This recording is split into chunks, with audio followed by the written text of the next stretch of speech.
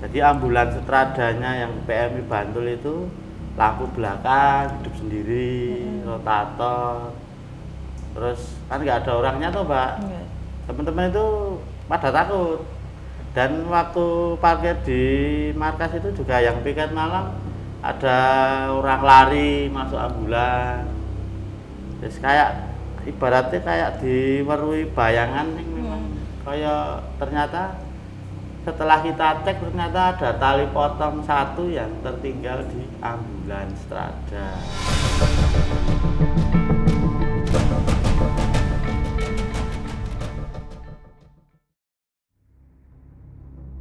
Halo Sobat Javanika semuanya, selamat datang di episode terbaru Obrolan Santai. Om Hao, Ya. ketemu lagi kita. Iya harus ketemu. Harus, bener, karena kerja. Kerja dan mengabdi pada masyarakat gitu. Iya. Ya kan luas. Oh iya deh. Luas kan. Iya. Berbagi Kita informasi. mengabdi untuk menghibur masyarakat. Iya. Itu. Nah, kali ini Om, kita akan ngobrol Iya. bersama seseorang dengan profesi mulia lagi juga. Iya. Ini beliau ini adalah seorang sopir ambulans. Iya. Jadi kita juga sebenarnya sempat ngobrol sama sopir ambulans juga ya dulu. Nah cuman kalau bedanya yang teman kita hari ini itu sopir ambulans dari PMI gitu. PMI, iya. Jadi beliau juga sering ikut evakuasi gitu. Nah terus beliau ini ternyata dan juga timnya mengalami beberapa kejadian mistis. Salah satunya yang waktu evakuasi kecelakaan tragis di Bukit Begu beberapa tahun yang lalu. Iya, iya. Itu terus juga ada ketika gempa Jogja 2006. 2006, ya. Terus sama ada juga kejadian di luar Jawa Om, di Lombok. Di Lombok pas peristiwa apa Mbak itu? Peristiwa, nah itu nanti kita tanyakan Kita tanyakan langsung. ya. Penasaran Iya. ini ya. Betul sekali. Ini langsung saja ya kita sambut ada Pak Yuli. Selamat datang. Iya, selamat datang. Selamat Selamat Pak datang Pak Yuli. Yuli. Nih, nah ini Pak Yuli. Ini sebelum kita ngobrol lebih lanjut tentang pengalaman Pak Yuli dalam evakuasi korban, ini boleh dong diceritakan dulu. Udah berapa lama jadi sopir ambulans? Terus dulu kenapa sih kok ada panggilan tertentu kah sampai apa mau menjadi sopir ambulans? Karena kan biasanya serem ya ambulan itu sendiri. Jadi saya gabung di PMI Bantul itu sudah lumayan lama, masuk di tahun 2005 sampai sekarang. Memang saya dari masuk itu memang seneng karena profesi saya itu kan awalnya juga montir toh Mbak. Karena bisa nyopir ya saya masuk di divisi ambulan. Saya kepengen seperti yang di film-film itu loh Mbak. Kalau driver ambulan itu kan bisa ngeblong bangjo pada waktu itu. Oke. Jadi Pakai sirine karena menjadi prioritas di jalan.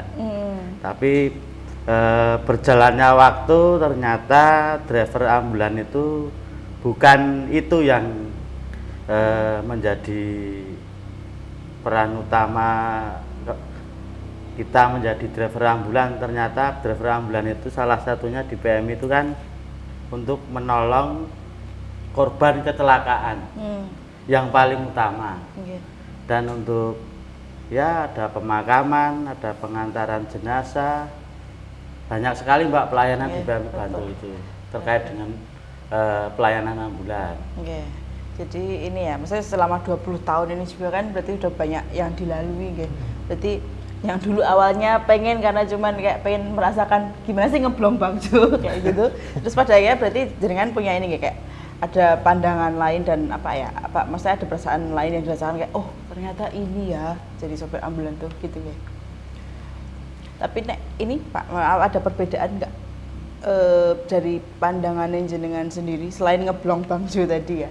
Maksudnya sebagai sopir ambulans tuh kayak mungkin awalnya kayak ya wis akan menjemput entah pasien atau mungkin ya mengevakuasi korban tadi, atau memang sudah ada pikiran kalau ini pasti ya akan berdampingan dengan hal mistis.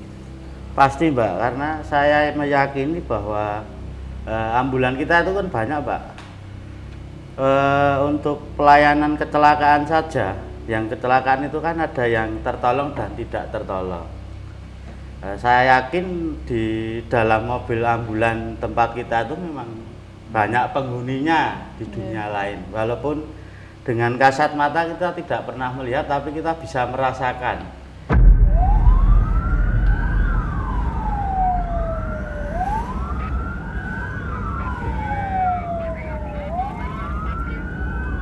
Suatu contoh ketika ada telepon dari masyarakat maupun dari Bapak Kepolisian meminta pertolongan ambulan untuk merespon penanganan kecelakaan di jalan. Salah satu contoh di Bantul itu kan aktivitas lalu lintasnya padat. Ya. Ketika kita dari markas ke lokasi itu kan lumayan jauh jaraknya. Ya. Dan kita kan pasti ngebut karena memang kita dituntut untuk golden time sampai di lokasi secepat mungkin, dan tetap kita tidak mengesampingkan keselamatan pengendara yang lain. Iya, betul. Yang saya alami sendiri itu ketika padat-padatnya kita ngebut, kayak jalannya itu kayak apa ya, kayak di luar nalar kita bisa nggak pernah menyentuh orang. Oh, kayak Ya dipermudah. sampai lokasi, alhamdulillah. Kayak dibukakan. Tapi kalau Iya. posisi normal kita ngebut pasti nabrak orang. Ah, iya iya iya. Ya mungkin itu ada pertolongan yang di luar nalar kita, mungkin karena niat kita baik. Ya. Oke, oke. Berarti ini ya ketika ada panggilan tugas gitu kayak diperlancar jalannya gitu. Ya. Nah, Om, kalau kayak gitu nih, mungkin gak sih fenomena seperti itu tuh juga dibantu oleh mereka yang tak kasat mata atau Mas Takung aja, semesta mendukung? Iya, lebih ke Mas Takung sih. Semesta mendukung itu. Hmm. Iya. Mungkin setelah itu ketika mengangkutnya atau mungkin korban yang diselamatkan di sini kan tidak semua yang dalam kondisi hidup ya. Yang dalam kondisi tidak bernyawa justru yang ini mengucapkan terima kasihnya itu, karena ibarat kata kan sudah nggak bisa gerak dan berbicara gitu, yang diselamatkan. Gitu. Tapi memang satu keajaiban jika sesuatu hal kebaikan itu kita jalankan atau memang menjadi amanah bagi kita, itu pasti ada jalannya kok gitu. Ya rintangan tuh tetap ada, tapi jalannya tuh pasti ada. Ya, yang ibaratnya kayak level beratnya tuh dikurangin gitu ya. Mungkin juga itu bisa sih diberikan kekuatan, kelancaran Ya. gitu. Karena tujuannya masih beda kalau ngejar mungkin telat absen gitu ya. Iya, ngeblongnya tadi ya. Tapi kadang telat absen juga kalau diberikan jalan ya ngejar kok. Ya. Ada yang kasarannya gitu. Tapi di sini tentu untuk menyelamatkan nyawa ya, baik yang kasus sebut ini korban yang bernyawa dan tidak bernyawa itu sebenarnya hampir sama gitu. Ya kita tidak mengesampingkan yang sakit atau ini ya sakit keras atau mengalami kejadian itu dan segera mendapatkan pertolongan, tapi mereka yang sudah tidak bernyawa itu lah mau bilang dengan siapa kan gitu Mbak. Ya, Gitu. ya. Nah, tapi kalau untuk yang kayak fenomena ini ya Om, Iya. apakah ada mungkin kayak katakanlah nih entitas penunggu ambulannya Iya, itu iya. sendiri ini juga bagian dari semesta juga ya, mereka juga ikut membantunya, ibarat nih kayak kalau yang di video-video kan ada pemotor yang kayak buka ke jalan nih. Oh, nah, iya, mereka iya. tuh juga tapi Itu ya iya. secara masuk ke alam bawah sadar jadi kayak biar pengendara pada minggir. Iya, sebenarnya kan kita nggak secara psikis dulu dan secara etika. Kalau di jalan kemudian ada sirene, ada ambulan lewat, udah kebaca di spion ya otomatis kita akan minggir sebenarnya secara psikis. Yang kedua memang kalau berkaitan dengan entitas ataupun hal-hal metafisik, tentunya di sini memberikan sugesti positif sebenarnya. Tapi tidak kemudian dikaitkan dengan dikit-dikit mistis enggak ya. Tapi kita ngelihat dari psikis kita lah. Ini jadi maaf Pak, kadang zaman sekarang kan maaf ya ada ambulan-ambulan yang ini apa itu forum-forumnya apa ini? Yang dari komunitas atau apa kan dulu sempat disalahgunakan. Oh ya. Nah itu justru karma buruknya luar biasa nanti. Kan pernah ada yang nggak ngangkut pasien atau apa, tapi nyalain strobo dan itu, iya, sirenenya itu ya. himbauan juga gitu. Iya. Karena kan kepercayaan ya kita masyarakat gitu. Tapi dalam hal ini tentu psikis sih Mbak gitu, dan empati, etika ketika ada ini ya otomatis akan Ya. memberi jalan gitu. Jadi iya sih, maksudnya juga karena pengetahuan masyarakat juga ya, Iya, sampai pada iya. akhirnya juga membantu gitu. Jadi ya teman-teman kalau ada ambulans jangan lupa untuk memberikan jalan. Utamakan. Pemadam juga. Iya, pemadam juga ya, dua itu yang diutamakan Iya. ya. Kecuali kalau yang di kapal. Ya, kita lihat kepentingannya dulu. Ya gitulah Mbak. Ya, pokoknya Iya. itu ya teman-teman, damkar sama ambulan itu tolong diutamakan. Gitu. Nah, Pak Yuli lagi nih. Tadi kan ini sudah membahas tentang keajaiban, kemudahan yang diberikan ya. Kalau ini Pak, kesukaran yang terjadi tapi dalam apa ya, ini karena dalam atau ada pengaruh mistisnya gitu, pernah menemukan nggak mungkin Amit jadi ya entah macet yang tidak maksudnya mogok ya, Mogok. kalau nggak nyala Hambatan ya. nah, mogok yang tidak bisa dinalar, atau mungkin pas harus evakuasi itu ternyata kayak dibelokkan kemana atau disasar kayak kemana. Kesasar. Alhamdulillah kalau sampai saat ini kita belum pernah mobilnya mogok karena apa, itu belum pernah. Alhamdulillah, justru kalau kita pada waktu itu kita mau evakuasi diri di Serandaan, pada waktu itu mobilnya itu malah sebenarnya rusak Mbak. Tapi alhamdulillah sampai lokasi Bayangkara, TKP terus dibawa ke Bayangkara, pulangnya baru ambrol, sampai sekarang nggak ditandani. Oh. Berarti rusak pas memang di tasnya ya? memang kehabisan air itu Mas. Oh. Kan mobilnya 300 toh Mas. Iya. Jadi nggak ada airnya jalan. Loh, kok bisa? Tapi sekarang rusak, mogok sekarang. Setelah nganter itu? Iya. Tapi berarti setelah nyampe di rumah Cuma sakit. sekali itu aja. Kalau mogoknya cuma itu. Tapi keren sih itu, berarti dengan kondisi mobil seperti itu terus dari Serandaan tuh Bantul toh Pak? Bantul. Iya. Sampai ke Bayangkara di Jalan Solo. Iya. Wah, ini Jauh kayak Mbak, akap dari tuh loh. timur ke barat, dari barat ke timur itu. Selatan ke timur. Ya, kan, itulah sana pokoknya. lah, ya, sana. Iya, iya. Tapi itu juga sebuah malah salah satu keajaiban juga sih, kayak udah kayak gitu terus jaraknya jauh banget juga. Jauh. Medannya juga nggak rata. Nyampe deh. Terus mogoknya malah ketika tugas sudah selesai. Selesai. Berarti mogoknya di Bayangkara atau di Pul Pak? Pulang sampai ke Bantul. Oh, berarti dari Bayangkara ke Ya. Bantul jalan lagi. Mau dipakai lagi nggak bisa ternyata. Sampai sekarang? Airnya habis. Enggak diisi Pak? Nggak bunyi Mas. Oh. Berarti udah ya memang usia tuh Mas itu. Iya. Sampai Pensiun, sekarang ya? di museum kan. Sampai sekarang. Itu terakhir. Jadi bisa dibilang itu kayak tugas terakhirnya si ambulans. Ya. Pemain bola itu ibaratnya kayak gantung sepatu bisa Nah, pensiun. ini anu, gantung setir. Gantung setir peluk. Nah ini nih, jadi kita sudah ngulik-ngulik dikit awal-awalannya nih. Ini kita kan, Pendahuluan ya. kita masuk lebih dalam nih ke yang akan kita bahas pertama, peristiwa di evakuasi Bukit Bego dulu ya. Om. Bukit Bego itu tahun berapa kalau boleh tahu? Bukit Bego itu jalan Imogiri Mangunan, tepatnya di Kedung Buweng, Imogiri Bantul. Itu di bawah Mangunan, yang tanjakan ada patung Semarnya itu Mas. Oh iya iya. Ada tulisannya Bukit Bego. Memang itu wilayahnya itu memang jalannya itu memang curam tuh Mas.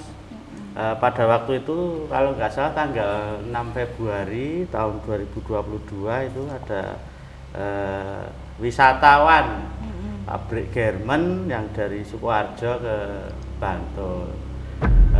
Itu ke Mangunan rencananya mau meneruskan ke Parangtritis.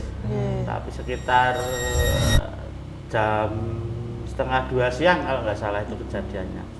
Pada waktu itu saya standby di posko PMI bersama teman-teman, ada telepon dari masyarakat kalau ada laka bus korbannya banyak. Terus kita 3 bulan berangkat, ternyata yang posisi korban yang masih hidup itu sudah dinaikkan menggunakan pickup maupun truk itu. Nah, kita nemunya itu pas di simpang Kecamatan Imogiri, ya, yang ambulans satu saya berhenti untuk menangani korban-korban yang di pickup itu. Terus saya sama teman saya Lanjut. naik ke atas, ternyata di sana cuma ada Pak Polisi 1 orang, sudah kebingungan yang dari Polsek Imogiri itu. Karena saya terus identifikasi berapa jumlahnya, ternyata pada waktu itu di sana masih ada 9 korban yang sudah henti nafas, henti nadi dengan kondisi yang rusak karena benturan keras di tebingnya itu. Oh, jadi itu posisinya belum gitu ya? Anu kecelakaan tunggal Pak? Tunggal karena informasi Hmm. dari kepolisian itu karena remnya blong. Laporkan komandan posisi di Bukit Bego pukul 15 lebih 10 menit. Ambulan dari berbagai instansi telah meluncur dan alhamdulillah korban sudah terevakuasi. Berarti 9 itu korban ini Pak, apa tewas seketika? Ya, yang di TKP lokasi ya? yang masih di Tinggal di lokasi. tempatnya. Oh. Tapi memang di Bukit Bego memang terkenal udah sering ada apa kecelakaan kayak gitu. Betul. Tapi pas yang di tahun 2022 itu Pak, itu nggak ngenain pengendara lain toh? Enggak ada. Kecelakaan tunggal. Enggak ada. Makanya nggak ada Jadi- impact ke ininya. Tapi berarti yo kenceng banget sih sampai. Tapi kondisi ini bisnya sampai kayak ringsek banget. Ya atau? ringsek Pak, yang kanan itu ringsek, terus kacanya udah ya kayak udah nggak bentuk bis, itu ringsek. Info dan masih di TKP nunggu. Kayak doyong ke kanan karena kan dari atas toh nabrakannya kanan. Oh gini ya Pak ya? Ya. Contohnya. Oh, berarti mak. Derek bis kecelakaan.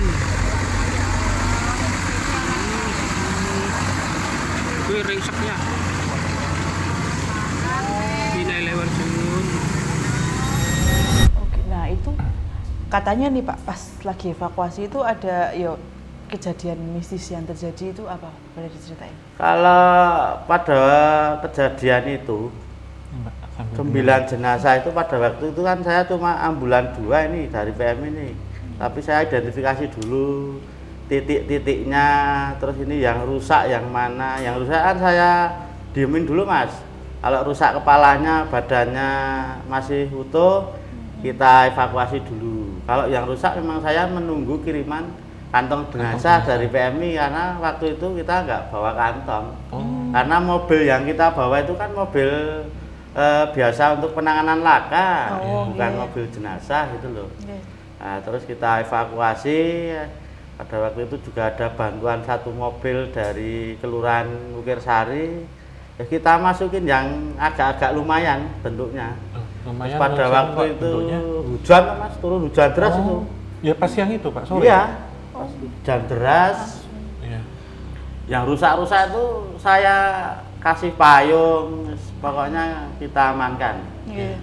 Nah, hujan agak reda, teman saya datang bawa kantong, kita masuk ke kantong.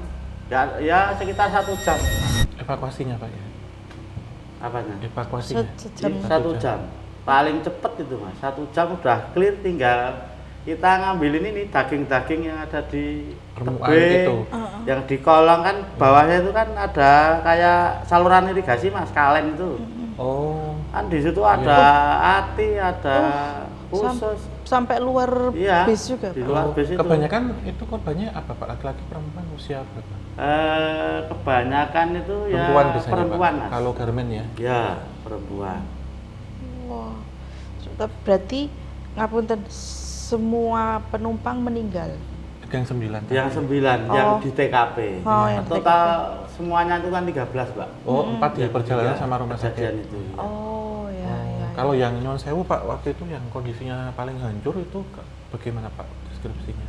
Kondisi paling hancur itu ya yang anak-anak sama kakaknya kalau nggak salah yang Oh, masih sebelah kecil? timur. Enggak, masih ya usia-usia SD.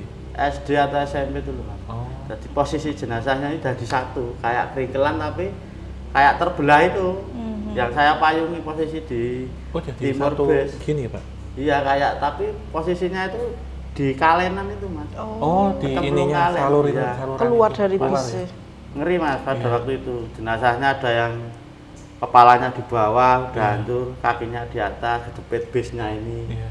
Terus yang di dalam, terus pokoknya kayak dikena bom itu Mas, jadi udah Mencar-mencar. Iya, iya karena kan gini toh Mbak ya, gubagabik mungkin di dalam ya. Iya.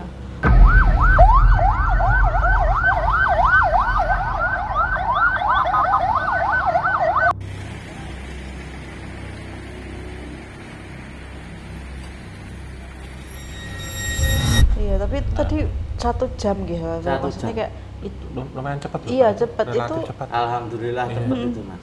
Iya. Itu gimana Pak? Maksudnya memang normalnya rata-rata untuk kejadian laka seperti itu 1 jam itu memang sudah cukup untuk mengevakuasi dengan jumlah korban segitu atau memang gimana? Ya kalau menurut saya ya dimudahkan karena pada waktu itu kan masyarakat juga belum banyak. Terus kita mau minta, saya itu kejadian itu saya ada teman yang dari perangkat bangunan datang ke situ, saya minta, Pak punya kantong nggak? Punya. Bawain kantong plastik Mas, padahal kebutuhan saya kan kantong jenazah. Oh, Iya, iya. Nah, dilalai itu kantongnya cepet, terus ya 1 jam itu sangat cepet.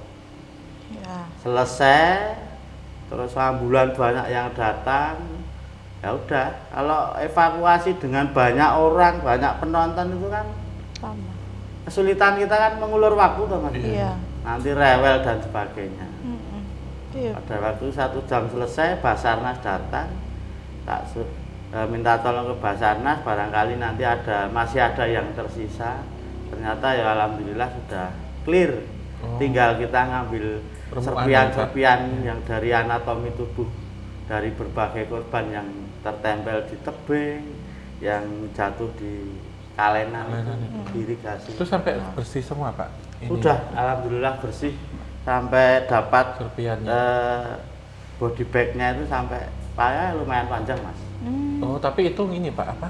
Campuran dari Kita semua. jadikan satu, Oh, model remuannya. ya remuannya. Ini kan nek beli gorengan sing itu loh Mbak. Ya, sisaan Oh, sing aneh itu. anunya kremesnya itu loh. Iya, iya. Betul, Tapi iya. itu berarti evakuasi. Otopsinya lumayan lama juga ya, Pak? Lama Pak. Pemusaran. Iya. Nah, tapi terus juga katanya dengar pas evakuasi ini ada yang nemu tali pocong gitu, Pak. Kalau tali potong itu habis itu kan kita nganter nih Pak.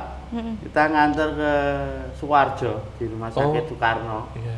Jenazah 13 jenazah itu sudah kita antarkan ke sana. Sama satu body bag yang Campur kumpulan serpian-serpian tadi loh Mas. Oh, berarti dari Bukit Beko langsung ke Sukoharjo? atau? Enggak, Dari itu situ? kan korban-korban ada di 3 rumah sakit Mas. Oh. Di Nur Hidayah, RSUD Panembahan Senopati, terus ke Rumah Sakit Umum PKU Bantul. Oh, di Bantul ini. Nah, itu kita kumpulkan, dia diidentifikasi semua nih sama Inavis ini, sama DVI ini di RSUD Panembahan udah clear, nama-namanya Udah ketemu. ya? sudah teridentifikasi 13 jenazah kita jadikan satu, pelepasannya di Panembahan Senopati, dilepas oleh Bapak Bupati Bantul sama Pak Kapolres pada waktu itu. Oh, langsung diantar ke Sukoharjo. Sukoharjo. Oh. Iya, iya. Berarti sudah ini Pak, sudah apa di ini gitu? Sudah di posisi rapani di gitu? peti sudah disucikan. Oh. Oke. Itu siap dilaksanakan ya. Iya. Nah, terus itu tadi Pak, penemuan tali pocongnya itu pas di mana, Pak? Jadi itu waktu ambulan kita pulang ke markas, yang unik itu kan ambulan Strada itu Mbak. Oke.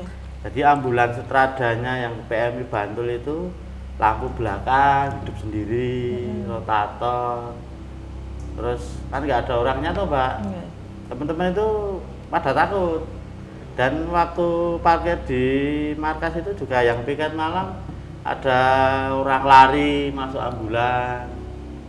Terus kayak ibaratnya kayak diwerui bayangan yang memang kayak ternyata setelah kita cek ternyata ada tali potong satu yang tertinggal di ambulan Strada. Itu di bagian belakangnya. Ya di belakang. Nah, kita juga nanya-nanya nih ini tali pocongnya siapa? Semua ada di dalam peti kan gitu. Iya. Kan nggak mungkin toh petinya pasti kan dikunci semua. Dikunci. Iya. Iya. Jadi memang beberapa hari itu ambulan itu sering usil, lampu belakang nyala, rotator, pokoknya paling usil itu Pak, nggak pernah error. Ya cuma kejadian-kejadian ada teman saya ada yang lihat cewek duduk di depan samping sopir. Ya kejadian-kejadian aneh. Padahal pada waktu itu kan setelah pulang kan dicuci semua nih Mas. Disemprot gitu Pak? Ya nggak menemukan sampah atau apa kan nggak ada. Ternyata waktu kejadian berulang kali itu ternyata ada tali pocong yang di belakang. Memang ketemunya itu akhir-akhir. Itu terus tali pocongnya di apa Pak? Kembalikan tali pocongnya terus kita ngobrol sama temen-temen ya. Nek arep balik ke Solo kan jauh. Ya udah kita makamkan yang di makam Tegal Towo dekat Masjid Agung Manunggal Bantul. Itu dipendem tok atau cuma dipendem tok ya sama dijawab nek wong Jawa niku jawab to. Nggih. Wis pokoke tak pendem nang kene saja nganggo meneh. Pun. Ya alhamdulillah sampai sekarang enggak ada apa-apa. Berarti itu gangguannya itu memang cuma terjadi ketika menemukan dan sampai setelah sudah dipendem udah hilang. Udah aman. Udah. Iya. Enggak ada kejadian-kejadian mobilnya yang aneh enggak. Nah ini Om, ini kemungkinan paling paling masuk akal si tali pocong ini asalnya dari mana? Kalau sebelumnya waktu itu buat ngangkut yang lain Pak? Enggak, cuman ini aja. Cuma ini. Yang kecelakaan itu. Karena itu memang ambulan emergency tuh Mas. Bukan untuk jenazah. Berarti lebih ke pasien nih berarti Mas ya. Berarti ya karena ini sih Mbak, mungkin ada yang maaf kata ya Pak, mungkin ada beberapa yang organnya nggak ketemu. Kan nggak semua waktu itu hujan kan posisi hujan terus, nggak semua nyun sewu ya Pak. Misal ada entah itu jari, entah mata atau bagian tubuh kan, ya bukan kemudian nggak semua dievakuasi, tapi kan ada keterbatasan waktu itu karena kan mungkin ada bagian-bagian tubuh yang mungkin masih ketinggal itu yang ini ya Mbak ya, mereka masih penasaran dengan itu gitu loh. Ya karena mungkin yang tertinggal itu belum termasuk ke yang body bag jadi satu tadi. Iya, itu juga bisa. Tapi maksudnya sampai membentuk benda solid gitu loh Om, dan dan spesifik. Sebenarnya mengganggu ke ini sih sistem kelistrikan sih sebenarnya. Kan juga ada kayak elektromagnetik kan entitas itu. Sebenarnya itu bentuk komunikasi. Ketika kemudian di sebelah setirnya ada sosok menyerupai perempuan ya, kita nggak bilang ini siapa tapi ya kan menggambarkan mungkin tuh korinya si korban gitu gambarannya. Nah ya kebanyakan perempuan-perempuan muda sih ya 20-25an ya Pak, anak-anak baru lulus SMK itu menjadi korban. Berarti itu memang salah satu cara komunikasi dari si korban ya untuk bahwa sebenarnya mereka masih mencari. Masih ketinggal atau karena ini kan sudah dibawa pulang ke tanah kelahirannya ya di tempat asalnya. Ya kita nggak sebutnya itu kenang-kenangan ya, tetapi ya tumpah darah kelahirannya di sana tapi tetap tumpah darah kematiannya kan di sini. Mungkin ada bagian sesuatu yang biar itu dimakamkan di lokasi situ itu juga bisa, pesannya mungkin itu. Iya, benar sih, benar. Bentuk terima kasih ya bisa, tapi mungkin sebagai orang awam kan serem ya Pak ya. Tapi terkadang ya bentuk dari yang sudah, bahasa dari yang sudah meninggal kan gitu. Berarti ya terima kasih sudah membantu. Kasih kenang-kenangan kan gitu. sini. Kenang-kenangan. Dan ya walaupun dibikin deg-degan ya dengan melihat kalau kita udah logikanya nggak ada gangguan teknis, kelistrikan aman ya kita main nggak logika kan gitu. Apa yang terjadi secara mistis kan gitu. Benar. Nah itu tadi yang di Bukit Bego ya. Terus ini Pak, katanya yang waktu gempa Jogja itu dulu 2006 itu Pak. Jenengan dan tim mengevakuasi di Bantul toh. Tuh katanya ada apa? Kerasukan bukan atau jadi begini Pak, pada waktu 2006 itu kan banyak jenazah yang dititipkan di PMI yang tidak teridentifikasi sampai sekarang. Berarti Mr. X Pak? Mr. X. Jenazah itu kan ditumpuk di garasi ambulan Mas. Tapi pakai nganu nggak Pak? Pakai kantong atau biasa? Biasa Mas. 2006 Tapi- itu oh. kantongnya Habis ya Pak? habis lah Mas. Maksudnya Oh. persediaan kita kan tidak Terbatas. seperti yang sekarang Yang pada waktu itu. diperkirakan ya. Iya. Tapi kondisinya waktu ditumpuk itu ditutupi atau biasa aja? Ya cuma dikasih Dicir. selimut, yang lora itu. Iya. Nah, terus identifikasinya itu kan nggak secanggih sekarang. Kalau sekarang polisi punya alat dan setiap warga negara itu kan sudah di EKTP ya. Iya, iya. Kalau dulu itu kan belum, Belum lihat. jadi susah, Iya. gitu loh. Nah, terus itu jenazah itu kita makamkan kita kan minta tanah di pemakaman Galdowo itu ada tanah kosong, kita jadikan pemakaman beberapa jenazah yang di PMI. Ada kalau nggak salah itu ada 13 jenazah kalau nggak salah. Yang tidak Sampai teridentifikasi. sekarang itu yang sudah teridentifikasi itu kurang 6 Oh. yang sampai sekarang masih Mr. X. Oh, berarti sudah 7 Sudah yang teridentifikasi. lain sudah ditemukan keluarganya dengan pencocokan pakaian dan sebagainya. Kita kan tetap mencari tuh Mas, Iya. mencari informasi kan pakaian-pakaian yang digunakan tetap kita dokumentasi. Ini Iya. pengenalan Fotonya itu ya Pak ya, foto wajah ya. Sampai sekarang masih itu. Nah itu Kurang menurut saya sedikit. Pak, kalau yang Mr. X itu dia di rumah, di jalan atau apa biasanya nemunya? Itu Tapi tanpa identitas itu, banyak Pak? nggak ada. Tadi pada waktu gempa itu kan banyak yang dibawa ke PMI, yang dibawa siapa itu juga nggak tahu Mas. Tiba-tiba ada gitu Pak? Kan pada waktu itu kan relawan tidak sebanyak sekarang Mas. Iya. 2006 itu kan kalau di Bantul itu sentralnya ya relawan itu cuma PMI Bantul sama SAR Parangtritis. Dua ya? Belum berarti ada itu. relawan komunitas dan Iya. sebagainya, tidak sebanyak sekarang. Ngertinya apa ya seneng PMI gitu loh. Ya, ya. Dan setelah recovery gempa ya PMI ini saat ini jadi pada waktu itu kayak kebak demit. Oh. Kantornya? Saya sering kesurupan, yang cewek itu orang Klaten itu. Kayak ya weruh sosok perempuan rambut panjang yang di lantai 2 saya pernah. Saya duduk di posko ingak-inguk di jendela itu saya juga, tapi saya juga cuma diem. Terus ambulannya, lampunya nyala sendiri pada waktu jam 1 malam saya pernah. Habis gempa itu kan suasananya. Ya, Mencekam gitu mencekam kan, ya. Tapi sebelum kejadian itu nggak Pak, sebenarnya suasana atau atmosfer di PMI-nya sendiri pun nggak ada serem, ya mesti tidak horor kayak gitu gitu. Ya, saya masuk di PMI itu ya biasa saja. Saya berani tidur di lantai 2 walaupun sepi. Tapi kalau habis gempa itu saya nggak berani. Oh, Karena kalau- saya pernah ibaratnya orang Jawa itu pernah diwerui sosok memang rambut panjang, tapi dia nggak menampakkan wajahnya. Oh iya Ya iya. saya tetap lari loh Mas. Iya sih. Tapi yang lihat apa sosoknya itu nggak ada? Lihat Bapak aja, rambutnya yang panjang lainnya? di lantai 2 PMI Bantul. Tapi nah ini sing dari sosok-sosok yang pernah dilihat sama orang-orang di PMI ya Pak, itu ada nggak yang cerita kayak ini kayaknya sama kayak yang korban 13 korban kemarin deh, itu ada nggak? Kalau orang ya di PMI kan juga ada, saya juga nggak tahu ya. Wong pinter katanya, saya Bisa juga gitu saya ya, Pak? juga nggak. Ya ora maido, ora percaya ora maido itu enggak. Iya.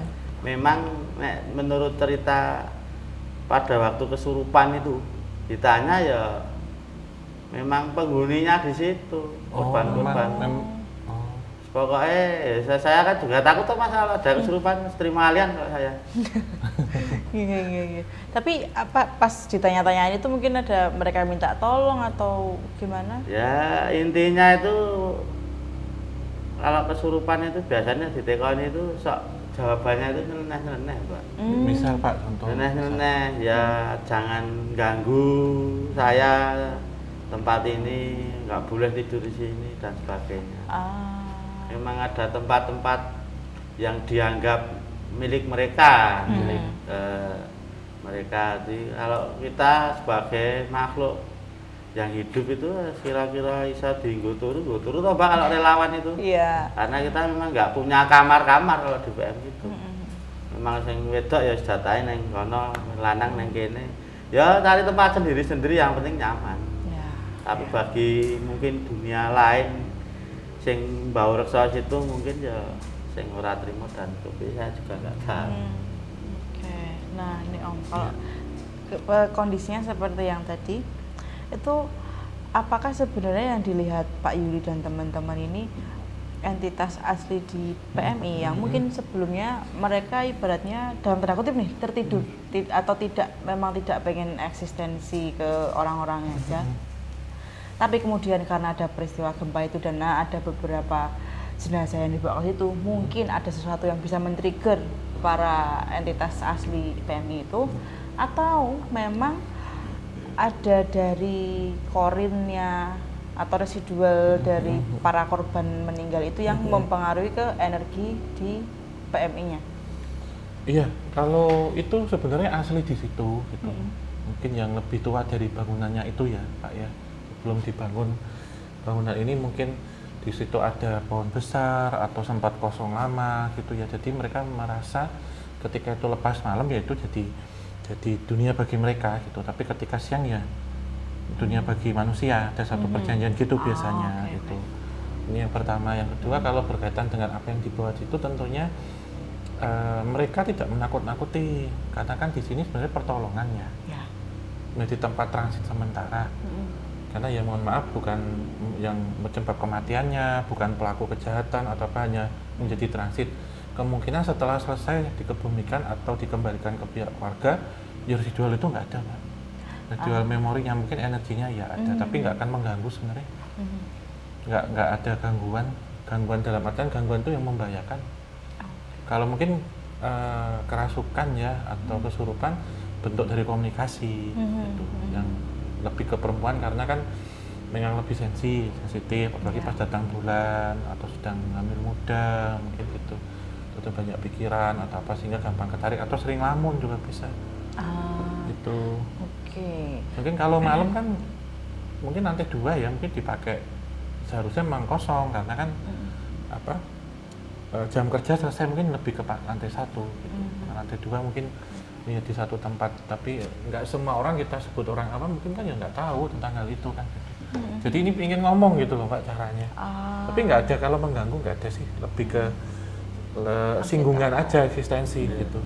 Dan mereka juga nggak merasa terganggu itu juga enggak, karena tempat ini jadi tempat yang bagus energinya, mulia gitulah. Gitu. Tapi ini nggak Om, ada mungkin nggak sih ada sebuah momen yang entah di bangunan manapun ya, tapi kalau sekarang konteksnya PMI ini kayak kejadian yang atau energi yang bisa mengaktifasi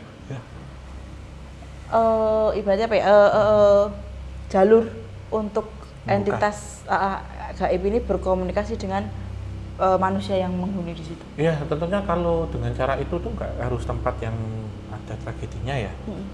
Orang yang buka, misalkan di sini tiba dibuka, ini bisa kok sarannya. Mungkin ada yang pernah ingin mengajak komunikasi bisa. Yang coba-coba, nyun sewu Pak, mungkin kan kita nggak tahu sifat orangnya. Mungkin apakah kemudian ada yang iseng-iseng naik ke atas minta nomor, itu kan buka Mbak. Kasarannya gitu ya.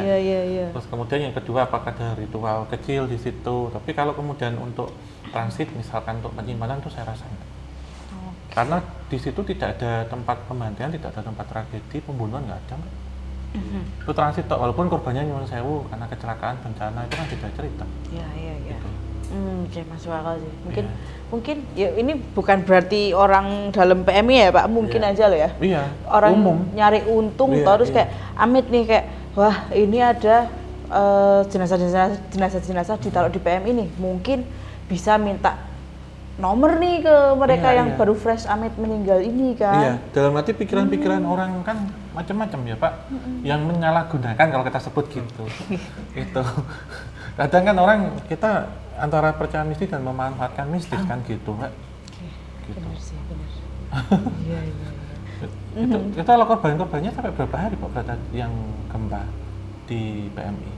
Nggak ada pengawetnya gitu Pak? Nggak ada Mas. Berarti memang Pak ya beberapa hari, karena pada waktu itu kan kita fokus yang hidup dulu yang jenazah kita kesampingkan, yang penting diamankan dulu.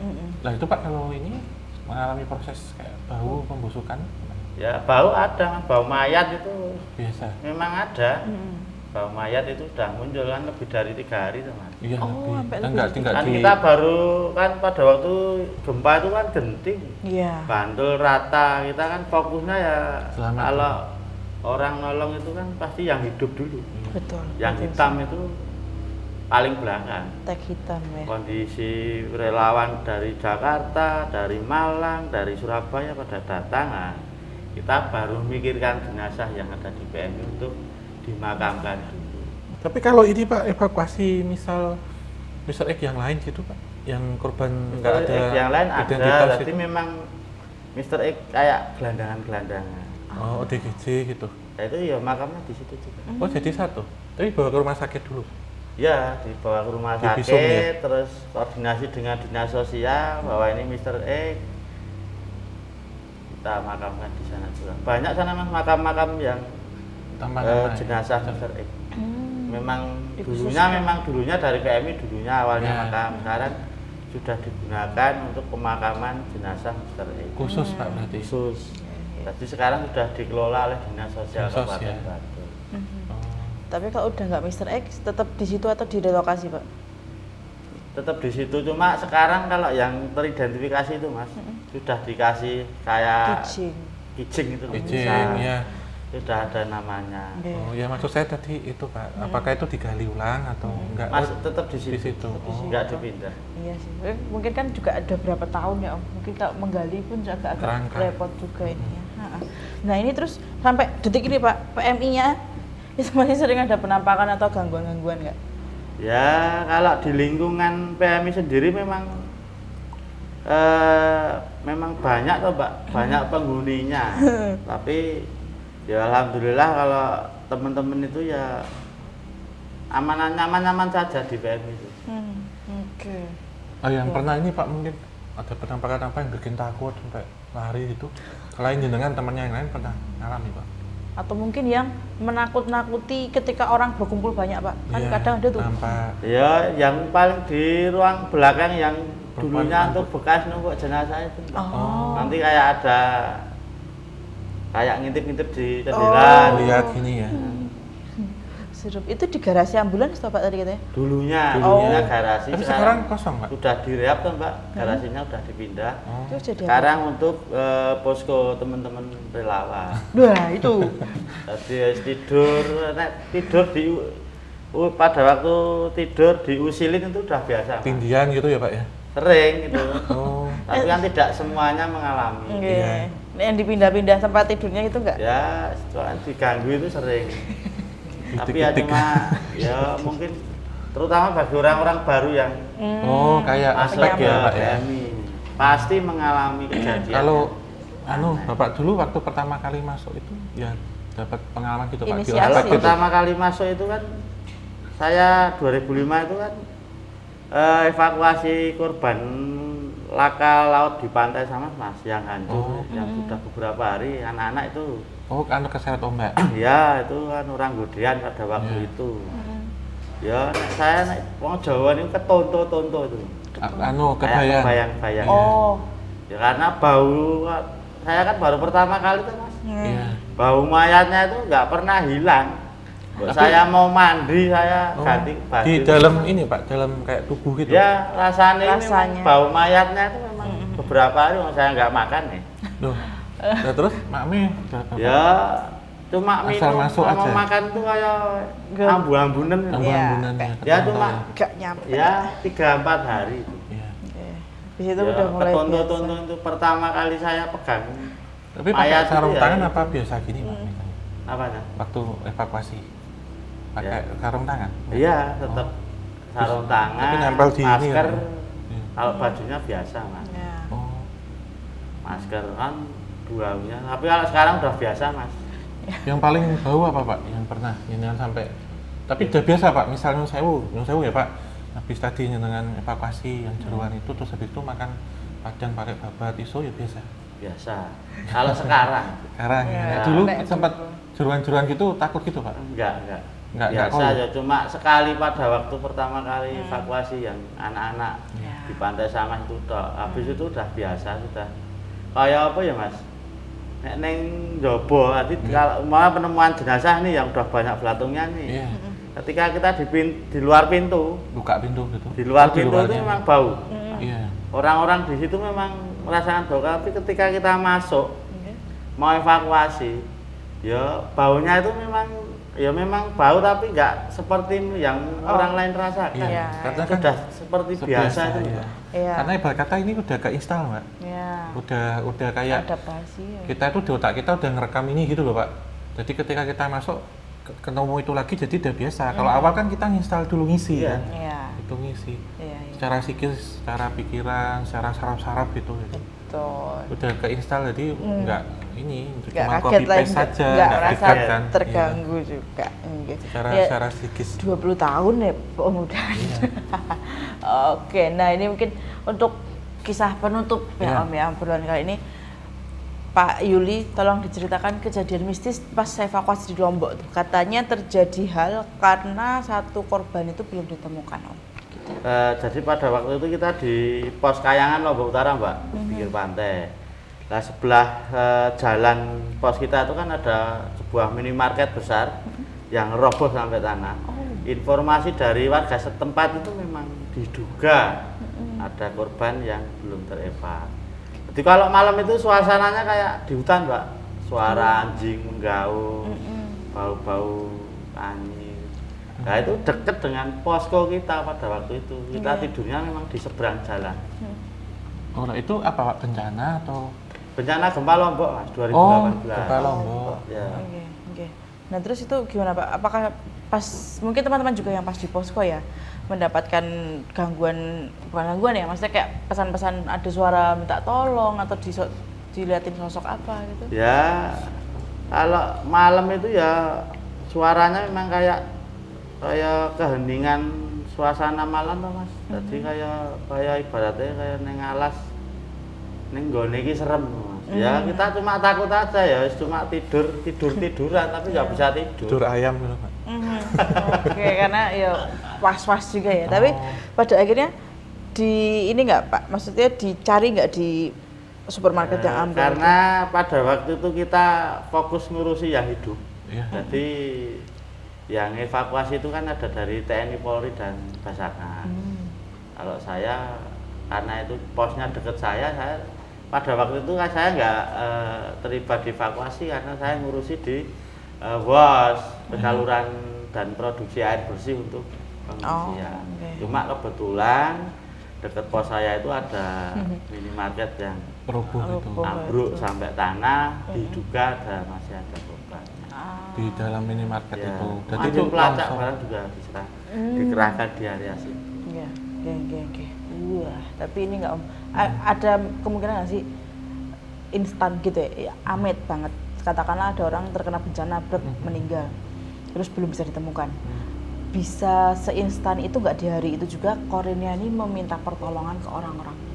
Bisa sih, bisa Mbak. Cuman kan tentu dalam evakuasi itu kan terutama tanah longsor ya, atau sesuatu yang tertimpa material besar, entah itu vulkanik ataupun bangunan, itu tentunya nggak semudah itu untuk dievakuasi. Jadi ada beberapa, kan ada jangka waktunya ya Pak, kayaknya ya berapa hari atau berapa bulan gitu, kalau nggak ketemu memang dilepas. Kayak tanah longsor yang di Banjarnegara apa Purbalingga ya, yang satu desa itu, sampai sekarang kan memang udah nggak dievakuasi karena memang medannya susah, galinya mau berapa meter turun ke bawah kan. Diutamakan yang selamat dulu, yang sakit, yang nggak meninggal. Tapi memang residual memorinya sih ya, yang akan nampak gitu. Memori, lebih ke memori. Memorinya yang nanti kemudian entitas itu yang menyerupakan mungkin ataupun korin dari yang meninggal itu yang kadang menyampaikan Untuk minta tolong. atau setidaknya didoain. Oke deh. Nih kayaknya obrolan untuk hari ini sudah kita cukupkan dulu. Iya. Pak Yuli, ada pesan-pesan yang ingin disampaikan mungkin ke teman-teman di luar sana? Monggo.